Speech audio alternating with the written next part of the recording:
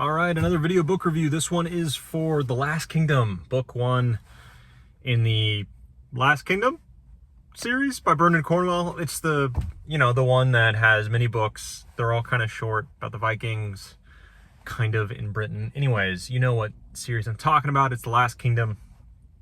And yeah, I was recommended this, or at least reminded of it, because I did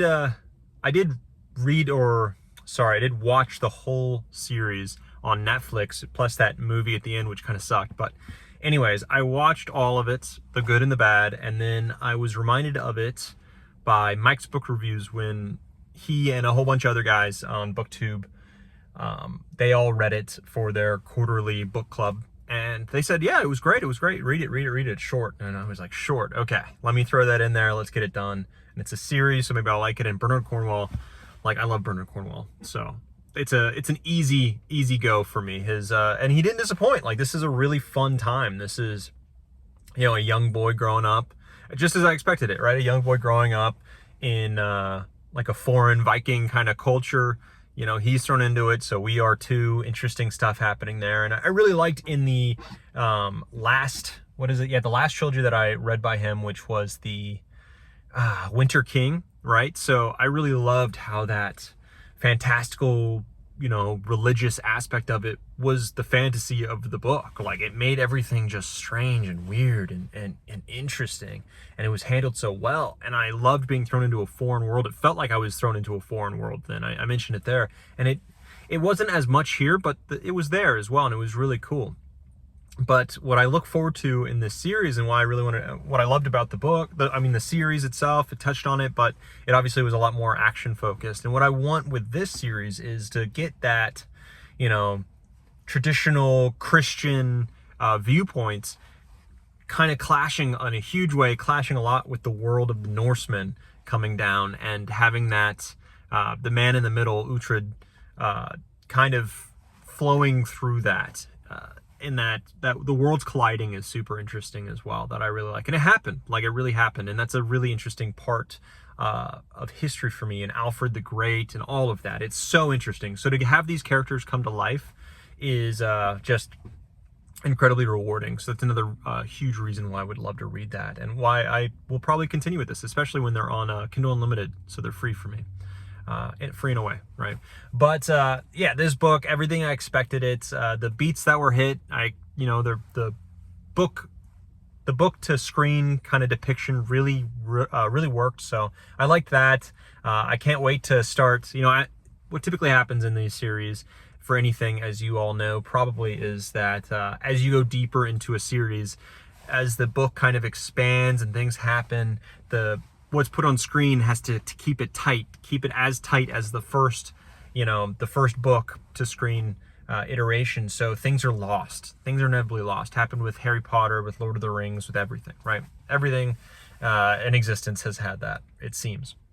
So in this, I really want to see that full-fledged view of the story, get all the minute details and all the, that interreligious conflict, intercultural conflict there. I really love to see that, have real world events kind of brought to life in a cool way. I really want that. That's super interesting. And so far I'm getting all that in this series, in the book so far.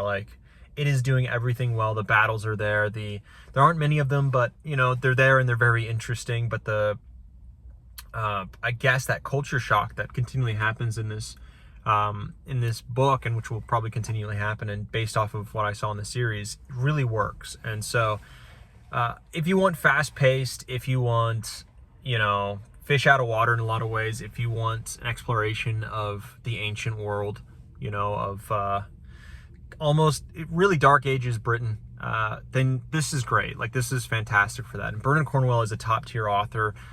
You won't find his skill in most other places. He is head and shoulders above most other authors in his craft and his skill in his craft. So I recommend reading it even just for that, because you get a taste of him in a smaller package, only a couple hundred pages.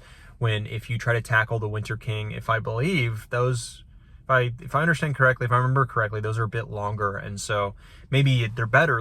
This book is not as good as I think any of those three books in that trilogy, but it is a really good kind of introduction to Bernard Cornwell and his strengths in a lot of ways. And I don't know when these books came out or whenever, but as we progress, I imagine to see Bernard Cornwell get better because, he didn't start out, I imagine, amazing, right? No one does at what they do, but you get better, and I imagine this series will get better as it gets deeper, and as we kind of stray away from the series that was on screen, then it's going to be even better, right? Even better. So I'm excited to have that on my list of just series, right? Which is historical fiction. I don't have enough of that, so historical fiction. Bernard Cornwell. I should really read his more of his works because it's just such a joy to read.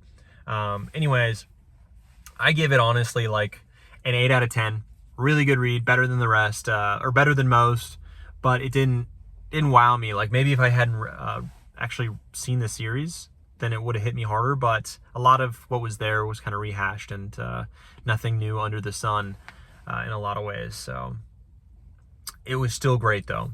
Recommended even if you've seen the series. 8 out of 10, would read again, but moving on to the next book, moving on to the next series. It's almost a new year, 2026. So it's December 8th now, something around there, December 8th maybe, and of 2025. And so I'm excited for what's coming. This, spoiler, probably is not making my top 10 of the year, and so that video will come in the future. So if an 8 out of 10 is not making the top 10 of the year, then it's going to be a good year for books. And I've already looked at my list. As of now, I've got a few books left to tackle, but right now I've seen the list and it's such a solid list, such a great list.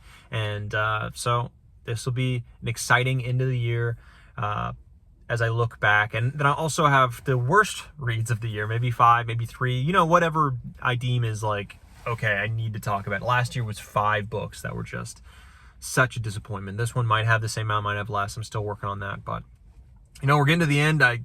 Maybe 2026 I'll finish this series, but likely I'll carry this book into the following years as a palate cleanser between books. I've missed that with other books that I've had. So anyways, on to the next book. 8 out of 10.